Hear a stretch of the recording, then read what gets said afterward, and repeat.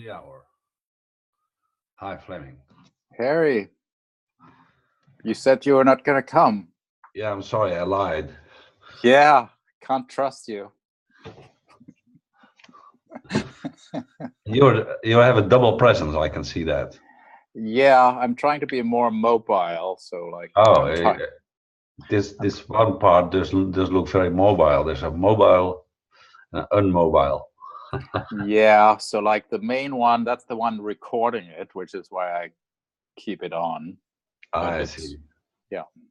How are you? I'm pretty good. So, how about you?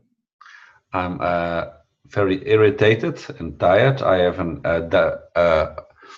allergy to berkenpollen, and I had a glass splinter in my right foot, and they removed it, but they disinfected it with something I'm apparently allergic to, so my whole foot is swollen now. Well, that sucks. Okay. Yes. For the allergy, one thing that works for me is quercetin. Do you know that? I'll show you bottles. You can see how it's spelled. Like I had lots of seasonal allergies. It's really annoying, like every spring, and I think it's 2 birch trees or something like that. For me, it's and birch the only, tree. yeah, Definitely. I think it might. My wife thinks it's for that, like that. For me, this is it might be backwards, Okay, but yes, it's I've seen it. but Okay. quercetin. Yeah. It's something that comes from oak trees or something like that. Quercetin, yeah. It has some other benefits with the health of cells and longevity, which is actually why I was looking for it. So I was surprised to discover that it's something people use for allergies, and it's actually rather effective. Just taking a couple of these might fix an attack. Yeah, I'm sneezing all the time and all that. Yeah, I hate it. Yeah, yes. Oh yeah, quercetin. Yeah. No, it sounds familiar. My wife probably, my ex-wife probably takes it. Yeah. Okay. So other than that, I'm fine. And why is it the steel man today? I missed that probably. Well, why? I don't know why it's particularly today. But do you know the word already? Yeah, that's the The theme.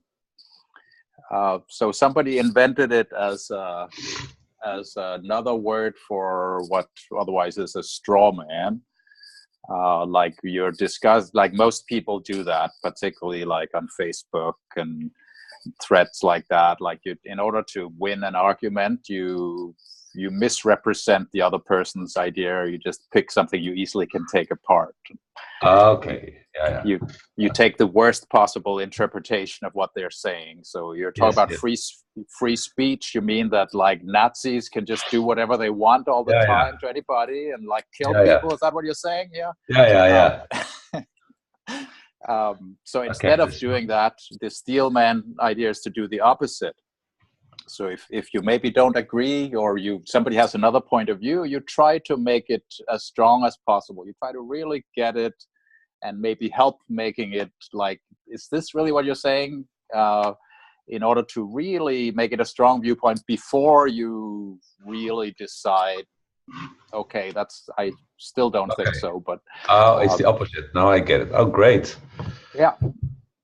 Okay, you also reinforce the other's point of view until you cannot refute it and it can't be refuted.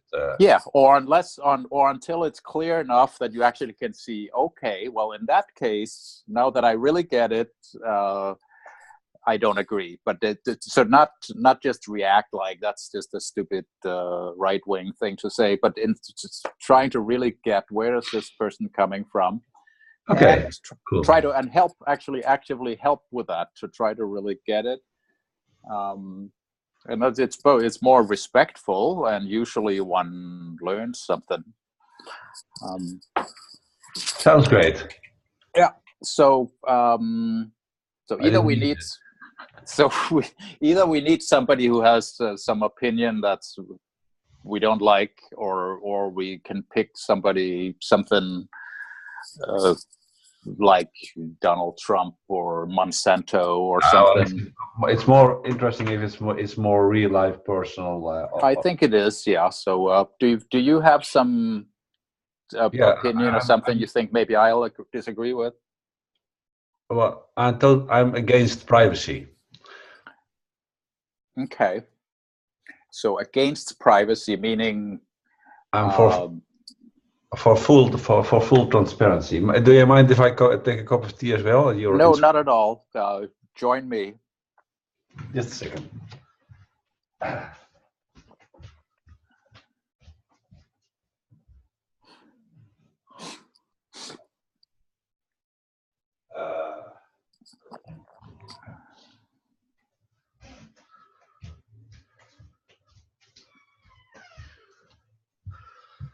Walking makes my foot itch.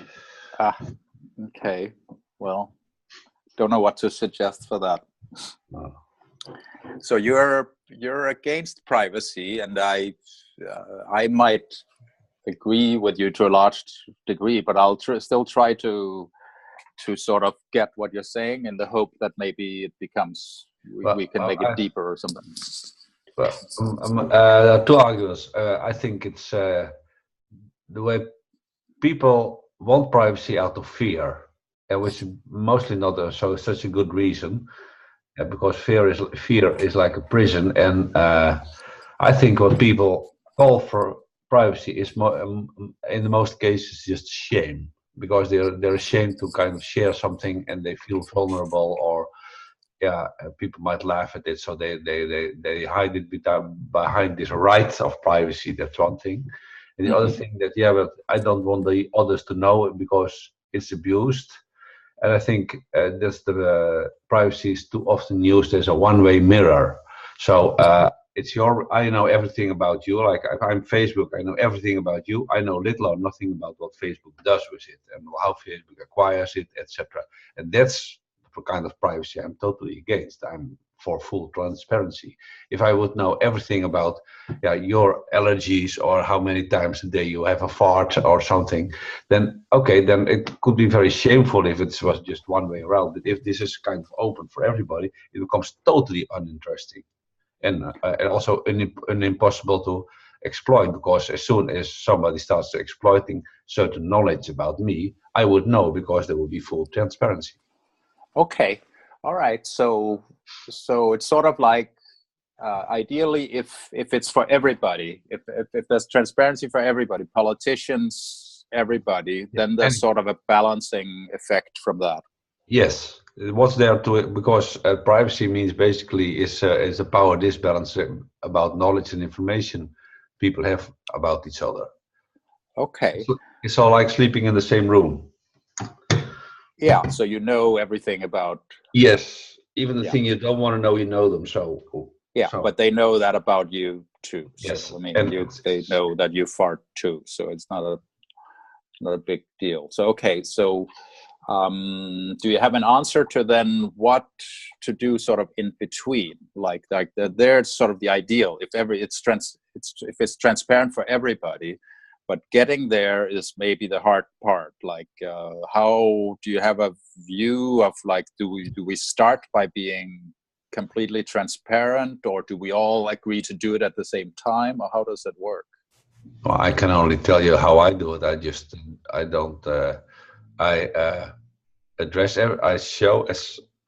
allow everybody to know everything about me and I also feel free to inquire about things people don't like to talk about. For instance, how much money they earn, or other sensitivities, or their sex life, or whatever. Yeah. Okay.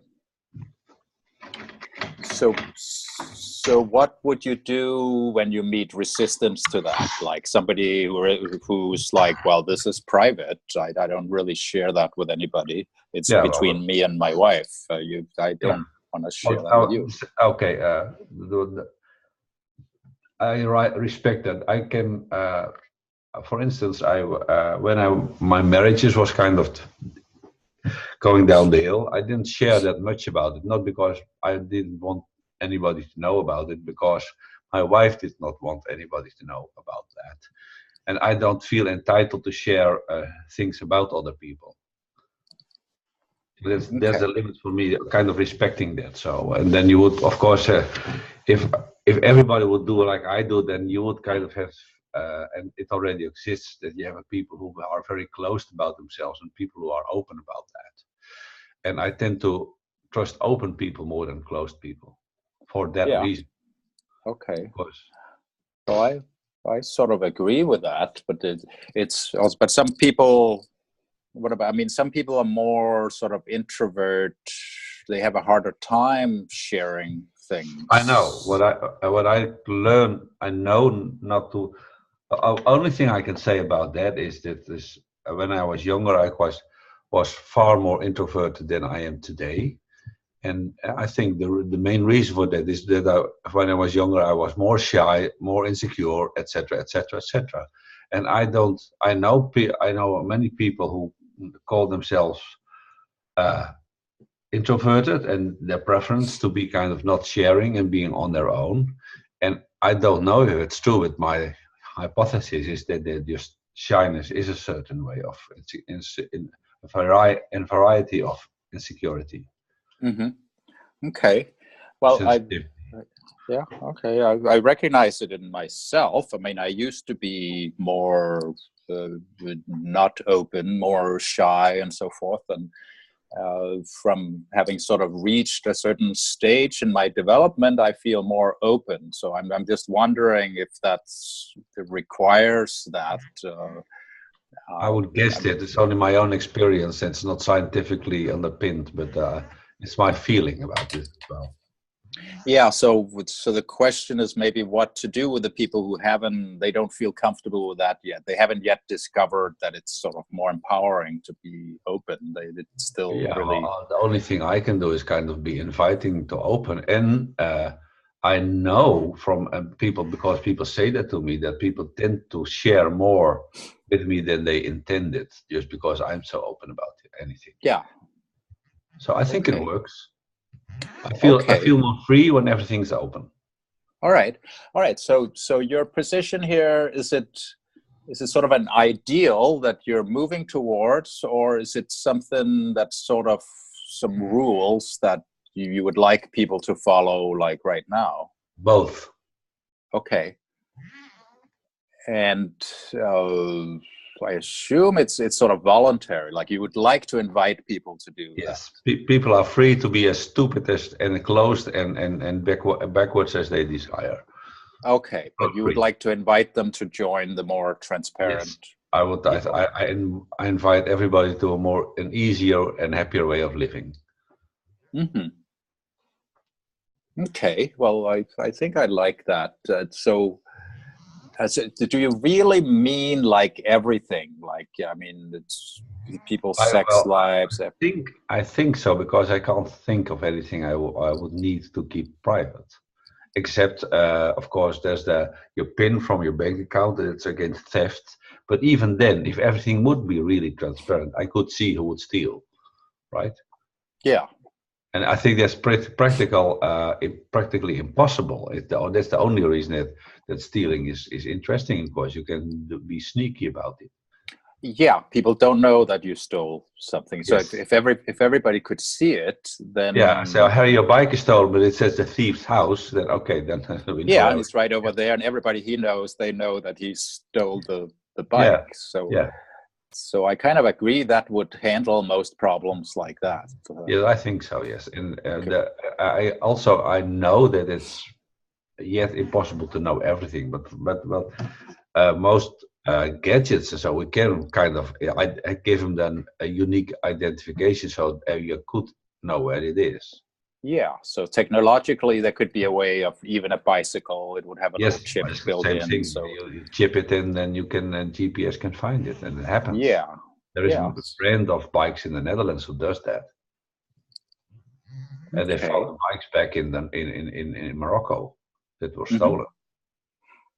And they could really pinpoint it, that they sit in the warehouse. And they didn't have the means to kind of do that, but that's exactly the kind of privacy I'm in.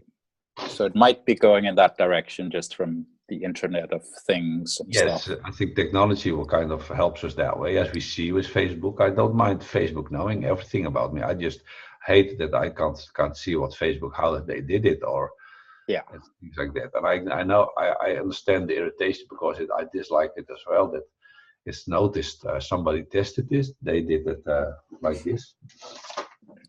Now I never talked on camera about this. mm-hmm.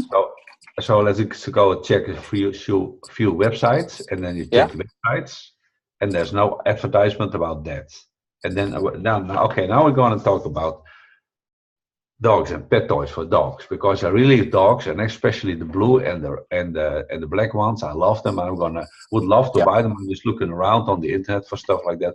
And after 2 minutes, the guy checked, and it wasn't Facebook. It was just Google was what listening in, and they got all those advertisements. Really, pet toys for pets, black and red. Wow. Yeah. Within 2 minutes, living So, proof. so see, I mean, I wouldn't mind either if it's just, I mean, that could be a useful service if really Yeah, their well, AI was good enough that I actually, advertisements principally are useful services, and we hate it because it's got done behind our back in a way I can't control and all that. and because they do it badly, they show me things I Yes. bought last week and stuff like that. Yes, Like, so I hate their privacy. yeah. Okay, so I'm cool with that. And But now, what about things that, like, if I really, it's like some kind of sexual fetish or something. Like, if I really had some, pedophiles, for instance. Some yeah, people don't okay, choose to be a pedophile. People do not choose that. So I can expect some advertisement about that now, I guess. yeah. So join the pedophile network. Yeah. So I got my house raided shortly. Well, I don't live here, so I'll be moving out in 10 days, but it's not a topic. Yeah. Okay, so but what if it's something that's not really illegal, but it's just sort of really weird, like if you like wearing diapers or something like Yes. that, and you Yes. get a Well, sexual. yeah. Well, okay. Let's go there. What would you think? My idea is that because if I would kind of love wearing diapers, wet diapers, and I would kind of be aroused by that. That would be kind of that's something people tend to be shamed about because other people can laugh on it and make a fool out of you. But I would, if I know just as much about anybody else, it would firstly not be as weird because there's many people who have those weird preferences. It would far more easy to find partners. Well, yes. And all that. So you can, I cannot imagine that. Yes, because now people sometimes have weird stuff and they cannot hide it because like when people have those colored half-colored faces, those spots that become too large. Yeah. So, or kind of a skin disease, or people are just blatantly ugly and they can't hide it. Yeah. That So happens if it's as well. They have to carry that load. And I was part of that trying to use my diaper. So it would be weird and uncomfortable, but it's not a bad thing in that. Okay, so you're kind of saying like, I mean, if it was just that would be a little weird. But if everybody, you see that all sorts of people have all sorts of weird fetishes. Yes, that would be far more in the open. I think that in the by and large, that would be more beneficial than it would harm people, I would guess. Yeah. Okay. So and another thing that I kind of dislike also is a lot that people can have secretly own stuff. So something very famous is bought and Van Gogh by somebody anonymously. Yeah. How is that possible? Wow. Yeah. That's weird as well. So I'm against that as well.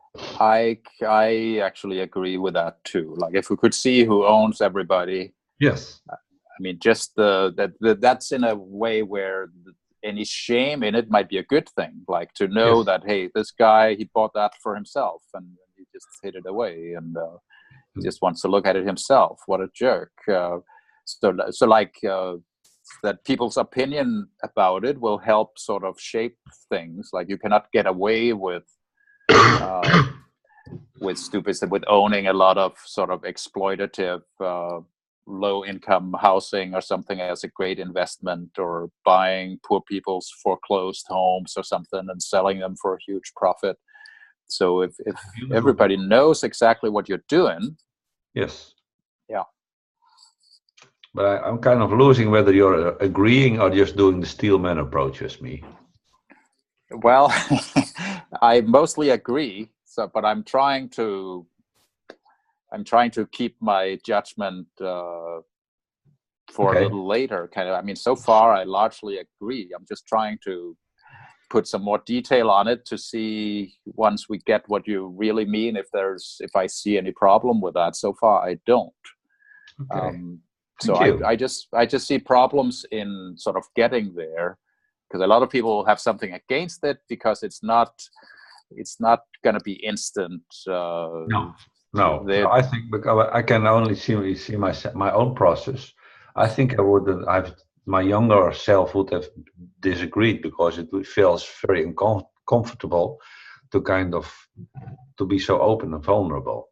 And I had to learn it, and I had to mature, and I also heal a lot of my inner pains, and in order to be able to even be conscious about it myself, let alone that it be visible and in the world, outside in the world. Okay. But I mean, I'm in a similar way, but that might mean that we might be good at sort of being examples of that, or starting to do it. But what I'm not clear on is, like, well, to what degree, like, do we do it? Like my own approach is sort of, well, whatever I'm sort of being asked about, or whatever comes up in conversation, I'm willing to be perfectly open about that. That doesn't mean I'm necessarily going to start by blasting my sexual perversions all over the internet. I'm not going to make a page that lists all the really weird and embarrassing things I'm into. But if you ask me, I'll probably readily admit just about anything. So is it similar for you, or are you more proactive about it? Like, do you start by? Yeah. I learned as a technique in dialoguing or having a conversation, that it creates trust if I share something personal. People don't tend to trust, so then they feel trusted, and if they feel trusted, they open more. So and I've been leaning into that, and I noticed the more that I share about myself, people admire that and like the vulnerability and the way I show and share myself.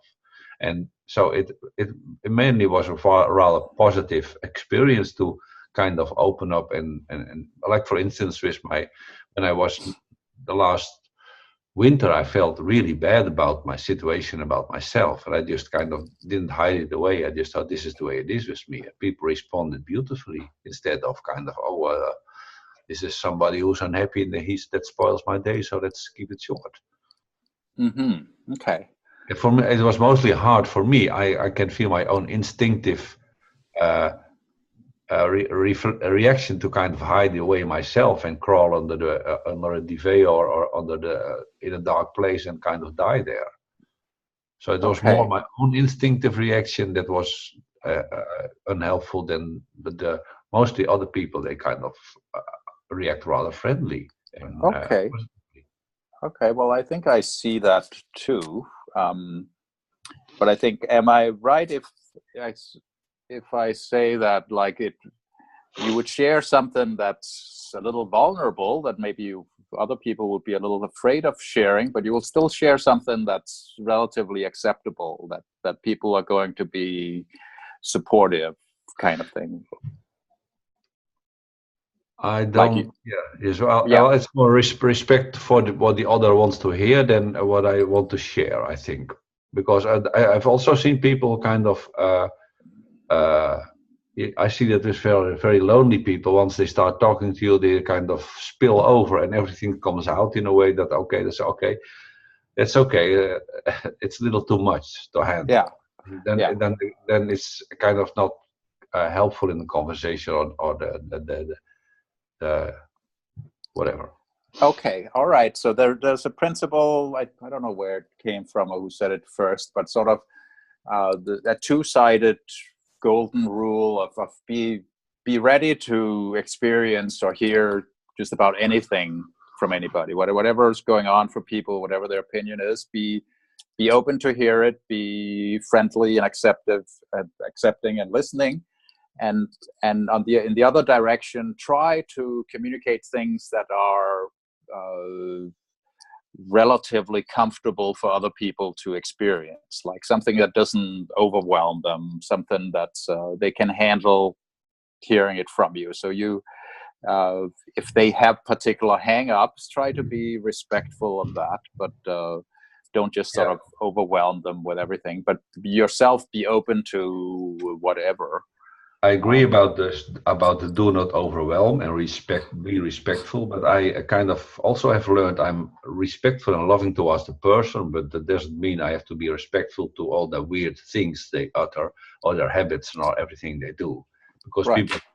be, most people are nice people, but some people have really stupid or despiteful behavior, and I can feel free to kind of share what that does to me. Okay. Okay, yeah. And I think also one is free to maybe push it a little bit. Like if I know this person is a little bit outside their comfort zone to what I'm going to tell them, but I'd like to Yes, expand it a little bit. I'm not going to yes, overwhelm them. Uh, yes. so yeah. Um, okay. Hmm. Hmm. Okay. So I mean, so far we've sort of steel-manned your position of the total transparency.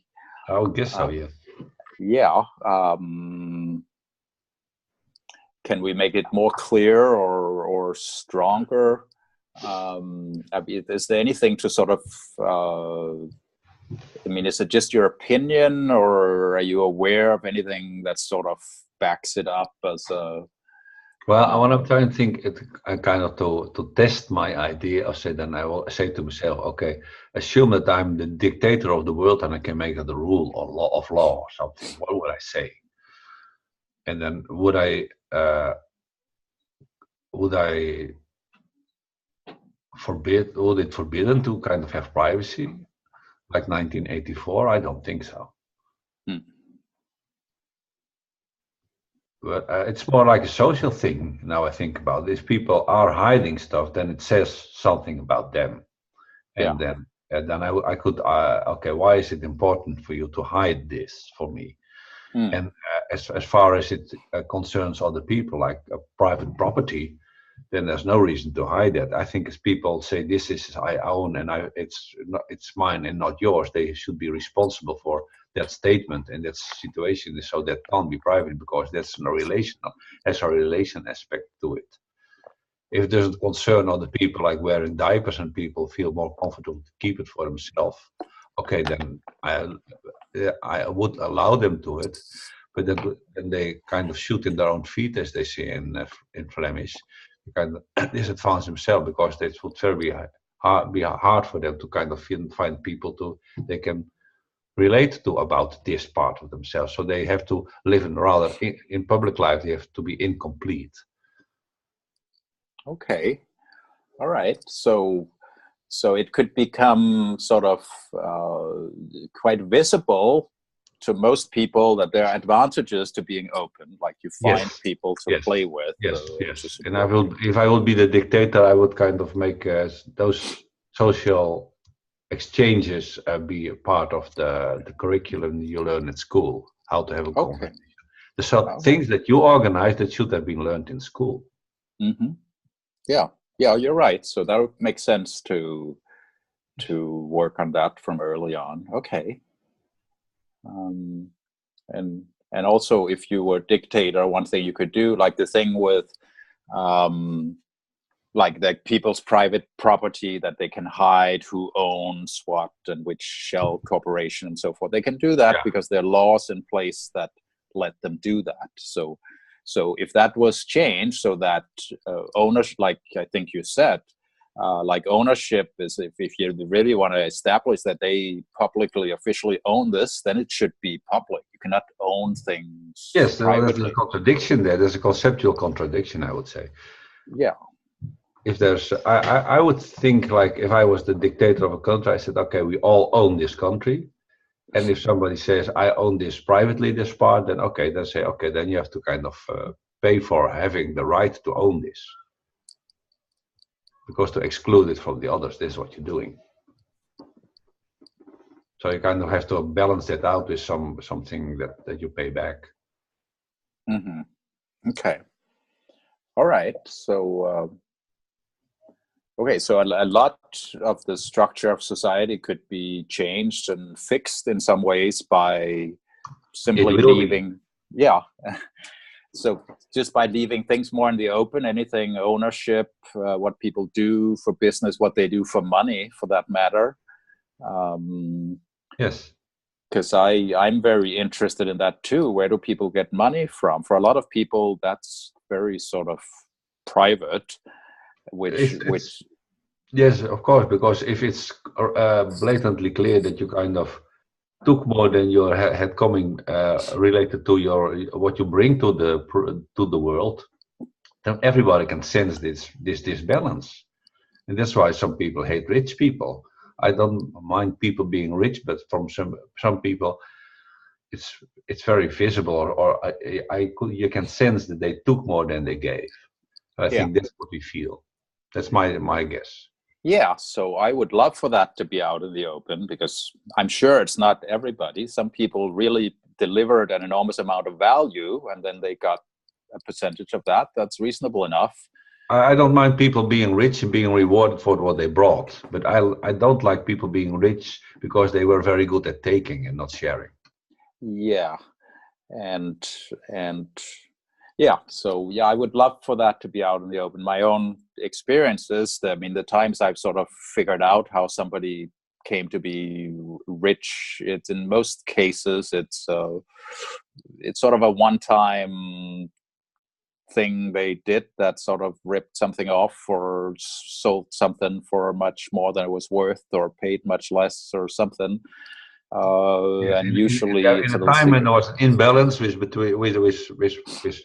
then people can take advantage. The early technologies is an example, that the early internet bubble. Yeah. So people they just happened to become rich because it started to draw so much attention. Or the first Bitcoin miners, they got filthy rich that way. Yeah, and so it would be nice for that to be in the open, because I mean, it's not always like necessarily a negative thing. It could be somebody saw an opportunity. They were there when something was easy and cheap. Yes. And yes, they were first. They found something, the gold mine first. Okay, so they took a lot of, and then everybody else came, and so they got the largest portion. I can have an opinion on it, but I'm not against it by definition. Right. But when people kind of secretly take a little more, and then most people kind of they take just a little too much of everything, and then they get rich. Like Yeah. Huh. Uh-huh. Okay. Well, I'm looking for something I could sort of disagree with. That, yeah, please do, because this is boring. It's a little boring. I mean, we're just like boring. on the same page. I mean, this is ridiculous. Yeah. And then this other Fleming is silent, and we're the only two alive here. Yeah. Well, I mean, it's. I mean, we don't have to disagree, but like we've sort of brought out what you believe about transparency. Yeah. Okay. Now let's try it the other way around. Then you say something that I need to agree. Something difficult, please. Okay, something a little difficult. So, like, well, I think actions should be judged based on their intention. Like, for example, like often in our legal system in society, it's based on what you did. You stole something, it wasn't yours, so therefore you get judged by it. But for me, what's important is the intention. Like, what were you trying to do? Like, even if you killed somebody, like what were you trying to do?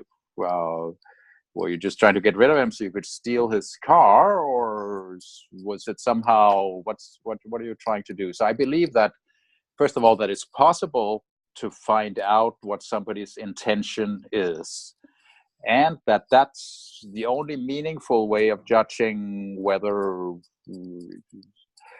it's a good or bad thing.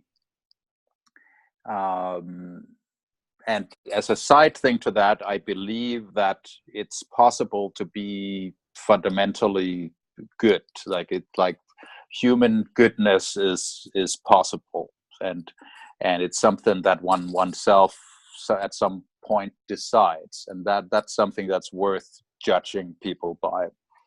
So I'm not sure if that's a clear point, but it's sort of several different points mixed together. Maybe I don't follow the format, but the question that comes up at me: is it possible to have really bad intentions? I think it is. Like, that gets into sort of what is evil. Yes, that one. Yeah, that's a good one. Like, I personally believe that people are, in principle, fundamentally good, and that life is fundamentally a good thing. Existing is fundamentally a good thing. Yeah, I noticed a few posts about that. Interesting. Thank you. Yeah, so I will bring that up once in a while, and not everybody agrees with that. But I believe that's sort of a source of sorting out a whole bunch of things, like realizing just that we are, and as humans, that we exist, that it is even possible. Life is a good thing. But at the same time, I do believe there is evil, there is bad. I don't believe that's what is evil to me. Would be mostly misunderstandings, ignorance, laziness, like things one hasn't bothered to do. You sort of make too quick a decision about something.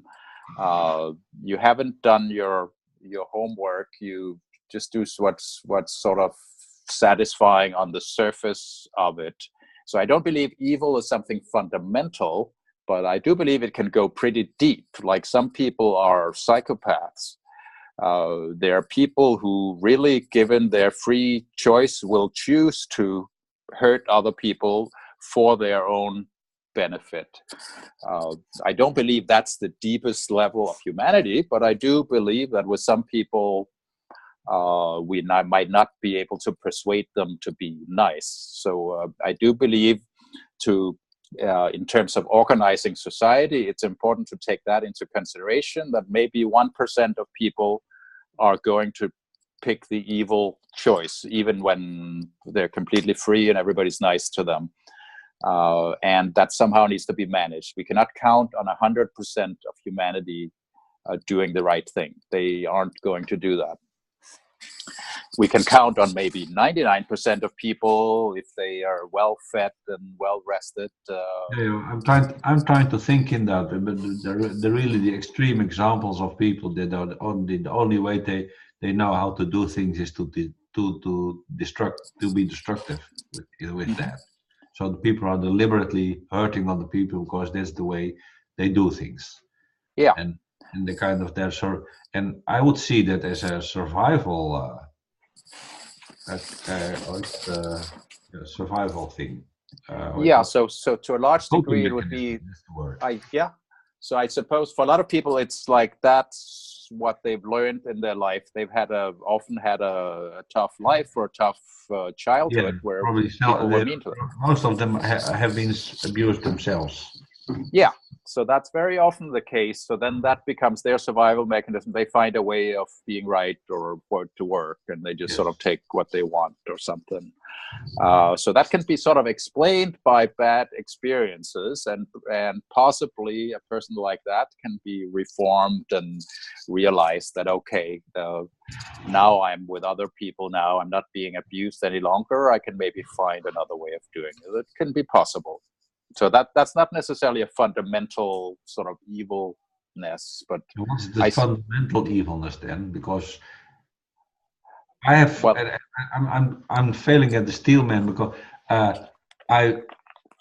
Well, I do agree, but I've also learned that everybody means well by their own standards. So everybody Every has great intentions. So if you want to measure intention somewhere on the scale between good and evil, what's the yardstick you're going to use? Your intentions, your idea about what is a good intention or not, or whose intent? That one I do not understand. Right, that's a tricky one.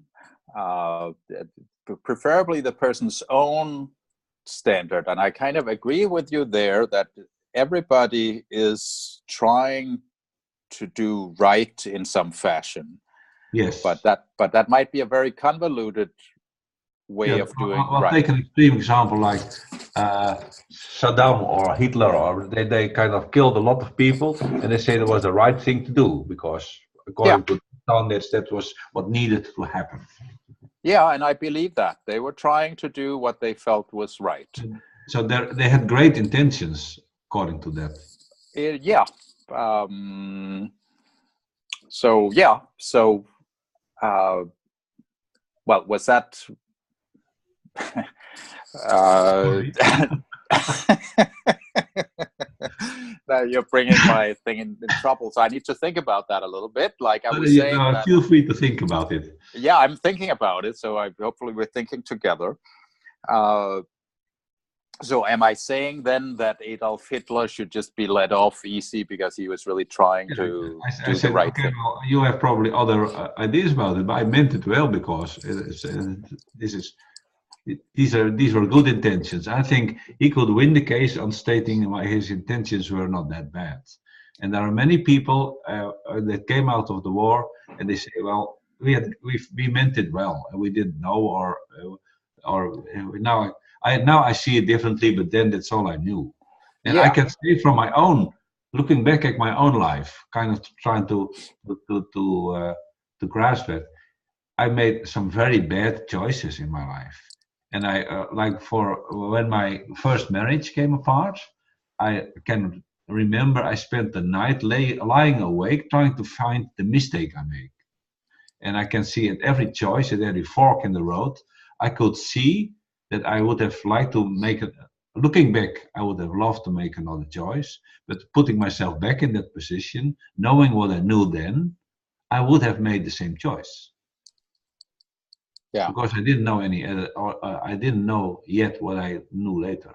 Right. Okay. So that's often the case. I mean, we make a choice based on what's available and Yes. what we know. So okay. So So did. that's what difficult about measuring intentions. I Yeah. find. Okay. So we can say the same about Adolf Hitler. Like he used whatever he knew to make accomplish what he was trying to accomplish. But still, there's sort of a well, there's a certain vibe there which I make It's part. my daughter. She goes first. Okay. No problem. I'll wait.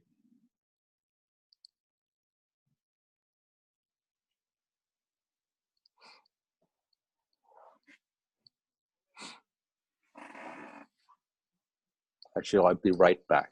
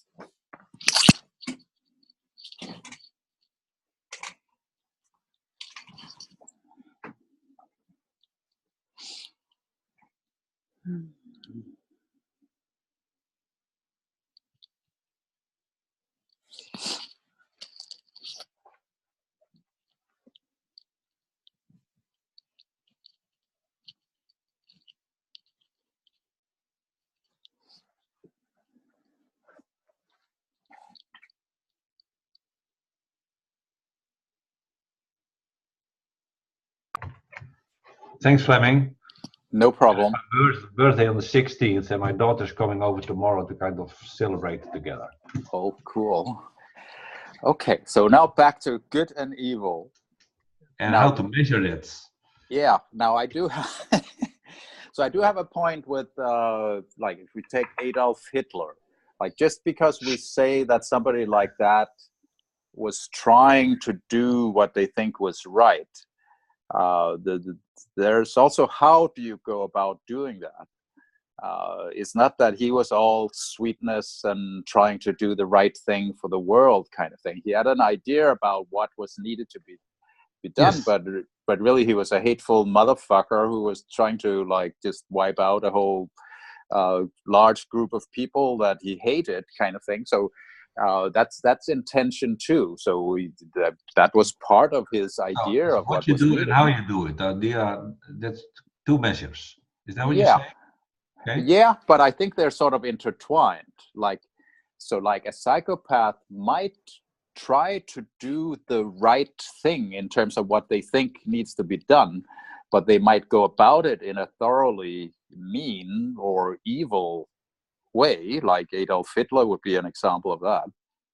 Well, now you say that, the good intention people always have, I think, is having their own needs met. Yeah, so everybody has that in some fact, even a psychopath. Yes. They're trying to meet their own needs. Kind of some need to have a certain feeling, and they think the way to get it is to do what they do, the way they do it. Yeah. So I think so everybody's kind of doing that, but I don't mean that just because they're trying to do what works for them that's somehow acceptable, and that's Yes. so I think there's another level of it. Are you trying to be not necessarily nice, but I mean, are you really trying to do something that's as good as you can make it? That's sort of different from, are you trying to win, or are you trying to accomplish what you're trying to accomplish? So there's an intent there, and so it's maybe rather that intent that I mean, that's if you need to be judged for anything, then that's like, did you really mean it well?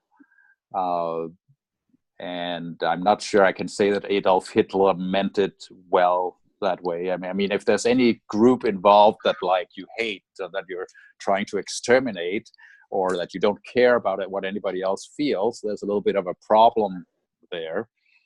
That his intent is not in line with the intents of the people he tries to exterminate. I agree on that.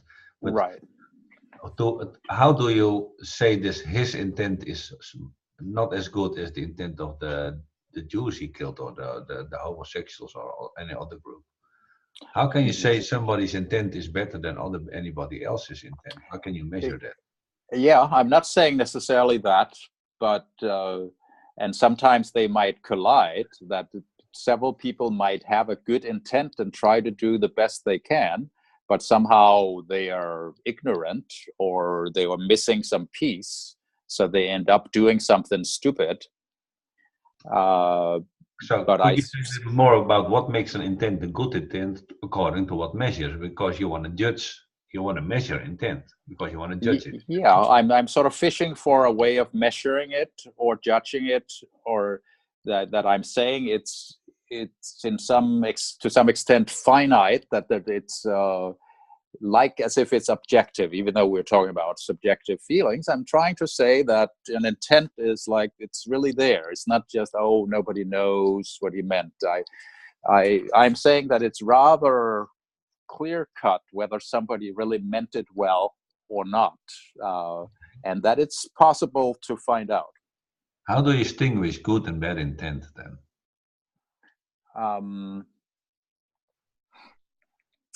Well, that's a good question. Yeah. So you can't do it just based on what they did,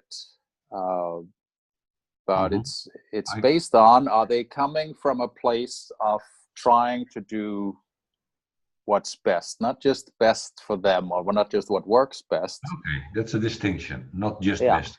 Okay. but overall best. That I'm kind of claiming that there's sort of an inner goodness. That is this really what I feel is best, kind of thing. Like if you have good intentions towards somebody else, there's a certain connection with goodness that's there. You can say it's coming from the heart or something, but there was a metaphor. Good intentions towards another, so not just good intentions for me. I mean it well for me, but I mean it well for you as well. Is that what you're saying? Yeah, that you're trying to make the overall situation the best you can. You're trying to do what's really you feel is right or what's good.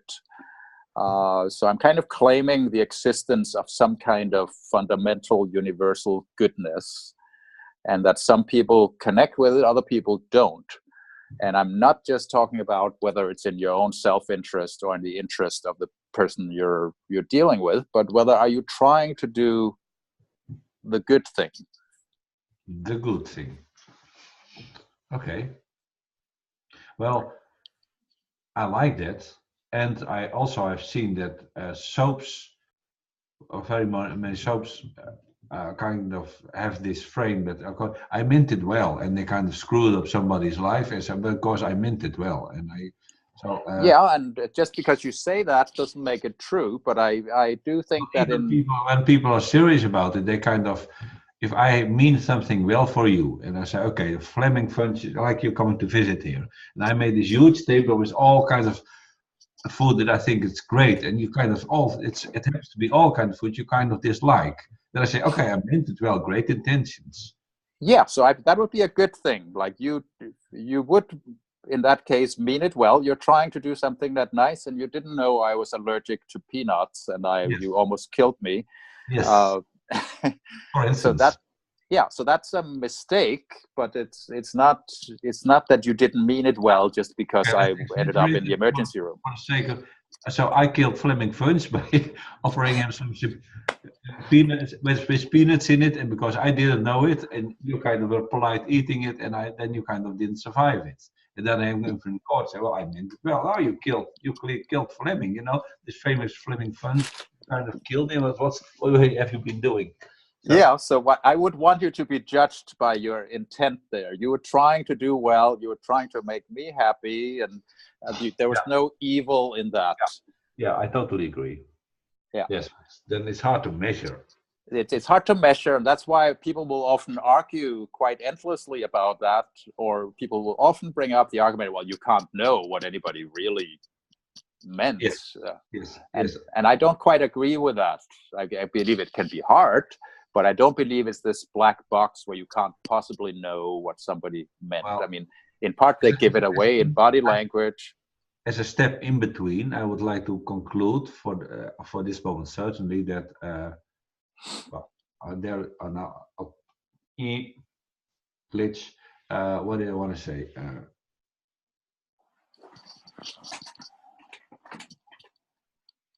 Well, we got past it because okay. The fact that something is hard to measure is not an argument against it.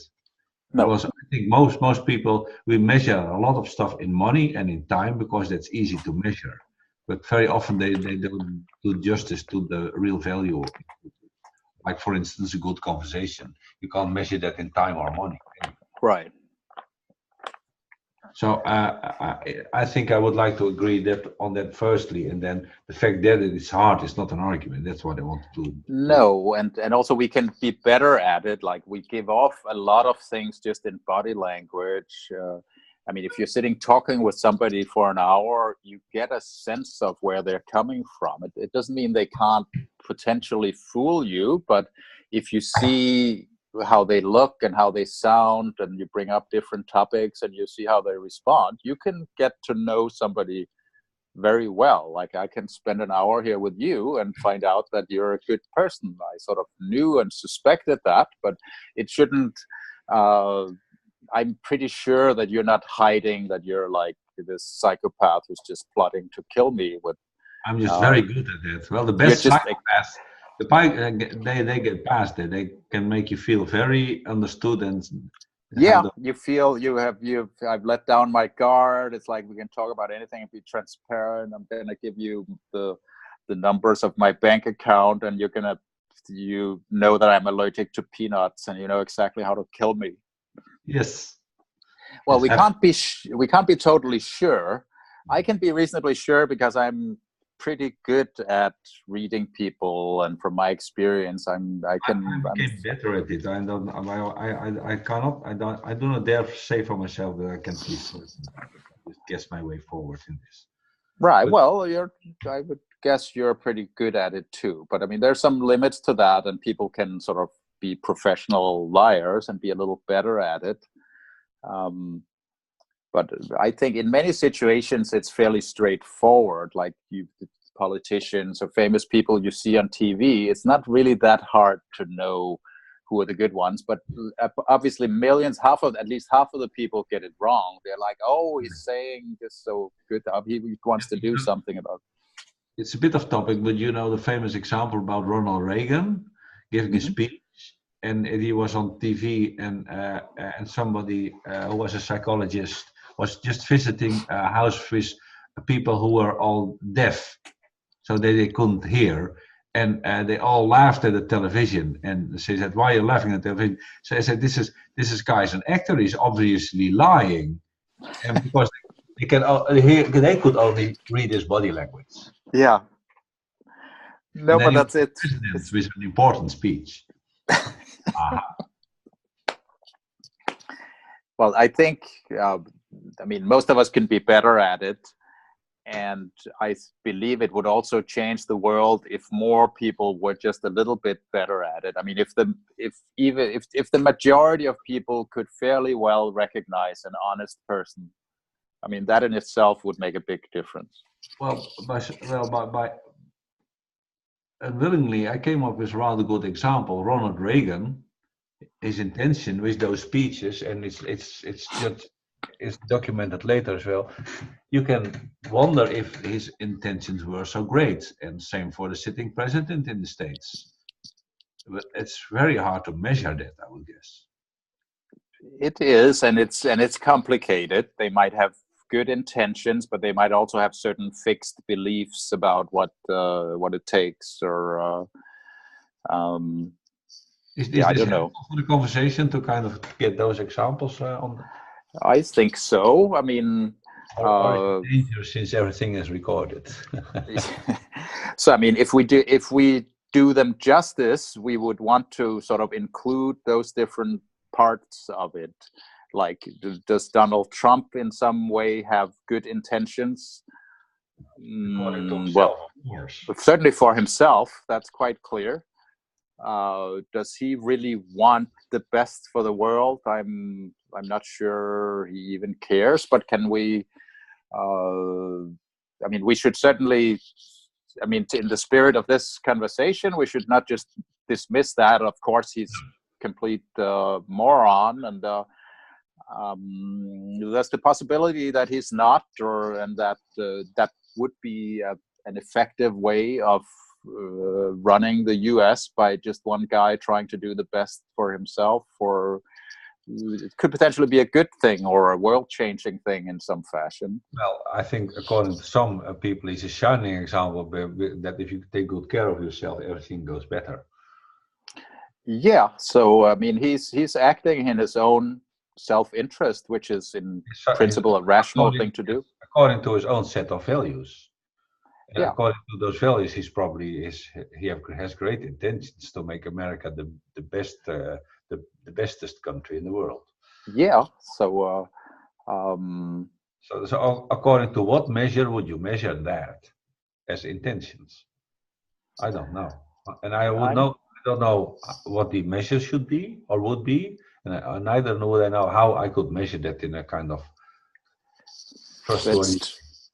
It's tricky, but I mean, if we connected with what I was saying about intentions before, even though Donald Trump is obviously acting in his own interests, I think, but is there an element of him knowing that, like, when he's lying and when it's not really in the interest of the world? Does he?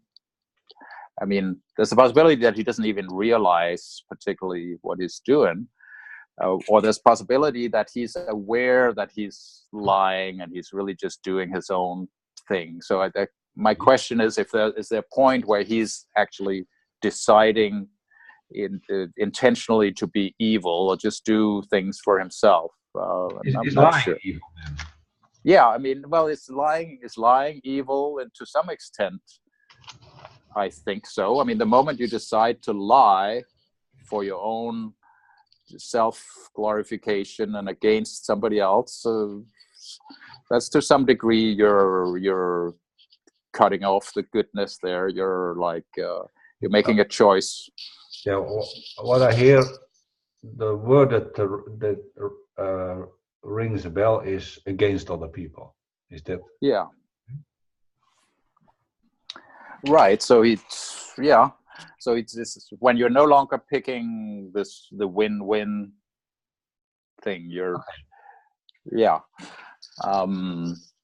So the good intentions, meaning this is a good, it intends good for everybody. Is that what I kind of think so. So, and I believe that one can do both good for you, for the people closest to you, and for the group you're in, and for like the world. So when something is happening at the expense of others, it's less good.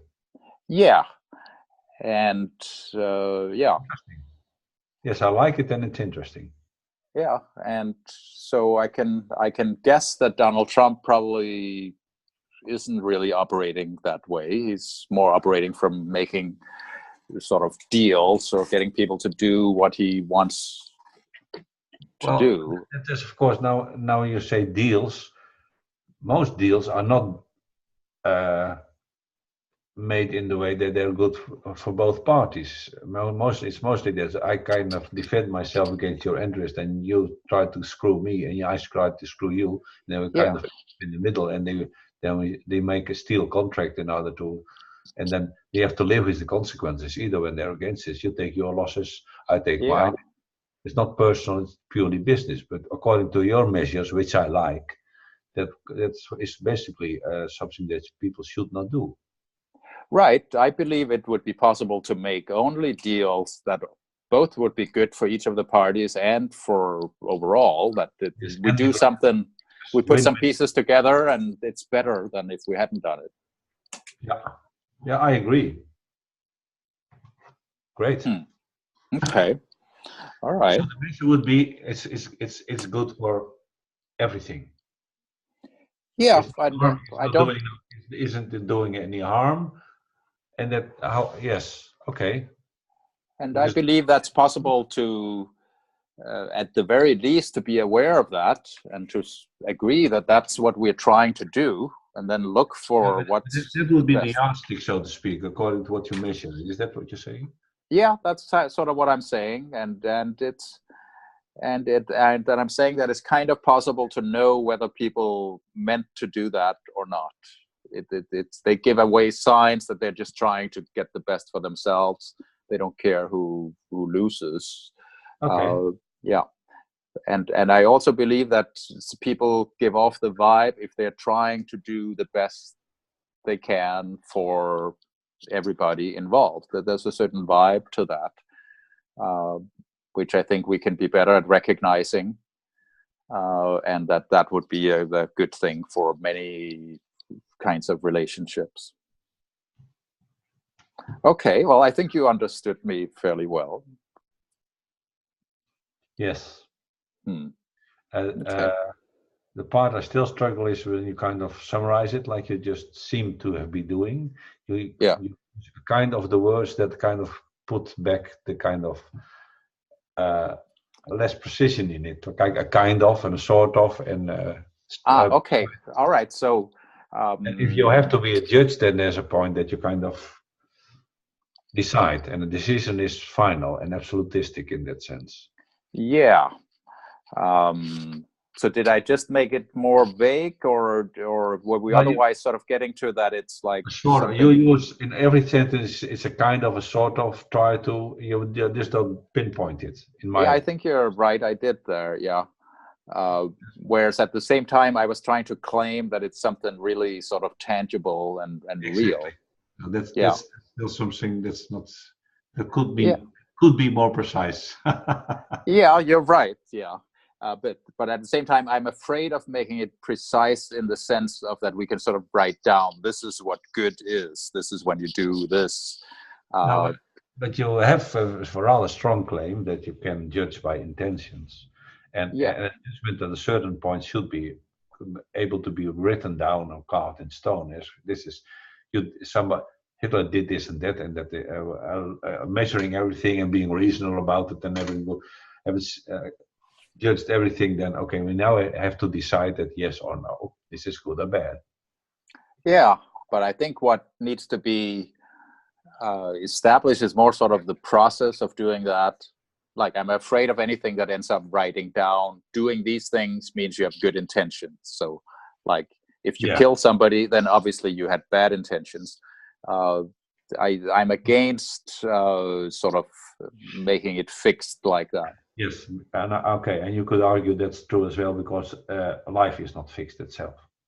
Right. It depends. It always depends. Yes. But Okay. I believe strongly that it's always there. There's still a good, Yeah. and there's the signs of having made a good choice. Whether it later on turns out bad or something, there's you give off signs that you did the goodest thing that you could at the at the time.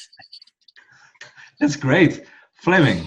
It's on the top of the hour, and Yeah. I know, and I'm surprised that the only guest you spoke to was the one that shouldn't show up.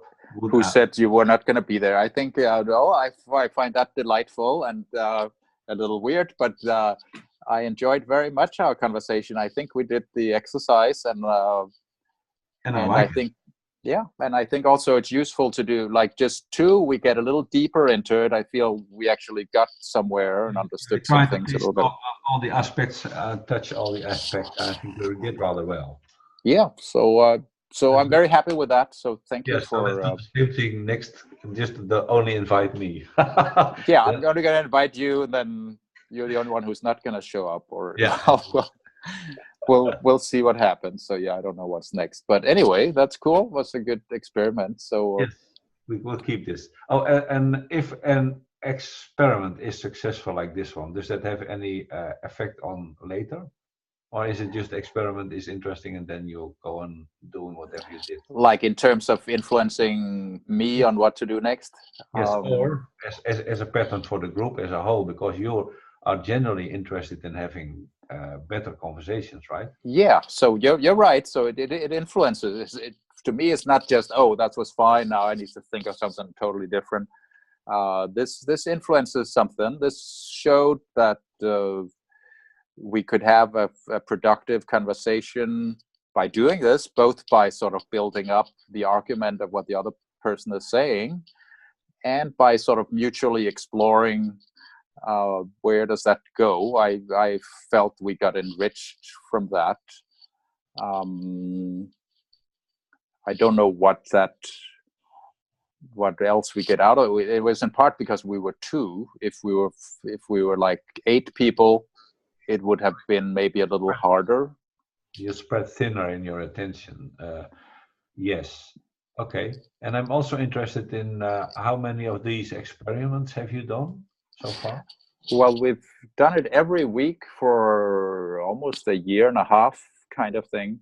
Okay. So sometimes I don't know if that is really useful. I mean, am I just coming up with different things each week, and people are sort of waiting to see what will happen, or I don't know. So I'm not always sure if should I maybe change it, or is it time to move on to something else? I'm not sure.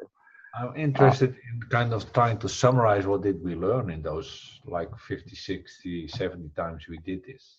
Yeah. So actually, you've been there almost, I think, always, and I've yeah. been in and out like most people. Yeah. So that would be interesting. That could actually be the next experiment, to sort of summarize what has come out of this whole thing. And I mean, not everybody, I've been there in all of them, but otherwise nobody has. What's the most important things you learned, and what did it change in your life? That Yeah, so that could be interesting. So we could sort of try to get that to sort of have that come out, and yeah, make it a theme and see what people bring. yeah. So yeah, let's do I, something like that. I like that very much, because I'd like something to come out of it. It's to me not necessarily the one finite thing, but certainly some things should have been learned from this, and also the evolution in how it has been going on I find interesting. Somehow things were learned, and some things were necessary at certain points and not at others, like our various hand signals and things like that. And no, as I still use, I use this one still. And so I use some of them too, but we don't need very much like this, like stop no, talking kind of thing. yeah, and there's another one that comes in when you're having conversation, mute button on and off, and Now you're muted, yeah. unmuted. So there's the intention to enter the conversation. So you don't need to say you don't need the wave signals, because signal, Yeah, you can see that somebody wants to say something. Yeah, that's a good point. So so some of those have, and yeah. what I'm kind of person who moves in the conversation. Some people sit totally still, some introverted maybe, and if you look at the body language, you can see people nodding. Or have you noticed that you have something, you make a point that resonates, and all this heads start to nod at the same time? So Yeah, there is so involved as well. But I'm already diving into next week. yeah, but no, it's very good. So I've noticed a lot of those, and so yeah, we'll talk more about that. But I've noticed also that it's a while since we've had any sort of problem, that like something, or problem participants who are a little sort of difficult. But also it consists of mostly of regulars and a few new people every now and then, right? Yeah, but that's sort of where, I mean, nobody comes in and sort of misunderstands the whole thing, or, well, I don't know. So yeah, it would be interesting to explore. Does that mean the group has developed a certain sort of group consciousness that works no matter who's there, or what? Higher vibration. Yeah, we've ascended. We're just enlightened. So this is just an enlightened group. So yeah. Yes. Okay. Well, that sounds good. That's a plan. So thank you for the idea. You have provided many ideas along the way. Like we've more often than you might have noticed, we've taken your idea, and that became the experiment. Then I've noticed when I come up with indeed the next week I'm just not able to attend, and well, you're usually there. You're not like, for example, Graham suggested a few things too, but he never ever showed up for whatever he suggested. But I mean, you at least try to do so. At least I try, yes. My intention is good. Your intention is good. I validate that. I can see it right away. You're a good man, Harry. Thank you. And next see you another time. We'll dance together then. Yes. Bye. Bye. Oh, I've got to walk to the controlling computer. It's not even this one. Is this your house? This is my office. So I'm always like otherwise in this perspective here. Can I start? So normally I'm there, yeah. So this is the controlling computer, but I'm a little tired of always standing in front of the same doors and stuff. So so you can see I was sitting over there. Yeah, I can see the ceiling, yes. You can see the ceiling that has had some water damage. And that's what I'm seeing, yes. It was like there's a balcony above which it rained in at some point. So I haven't gotten around to fixing that. But otherwise, it's a nicer place to sit there. Oh, did you know that Doug Breitbart? You know him?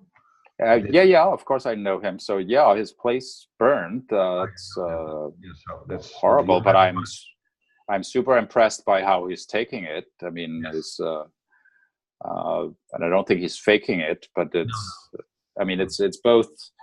I mean, it's both a horrible thing, but at the same time, it would be depressing for everybody just to say, "Oh, we're so sorry for you." I mean, in another way, it's it's a cleansing thing. I mean, Yes. not a pleasant way of doing it, having all your things burn. He takes it in a positive way, and I admire that, and I like that. So I very much do. So you're that's dealt with sort the of minor problem, so to say, in that perspective. yeah. So I mean, I wouldn't wish that on anybody, but at the same time, losing all your things, that sort of forces you to take a fresh look. Yeah. Yeah. Fresh underwear. Okay. Anyway, all right. So take care. Bye. Goodbye.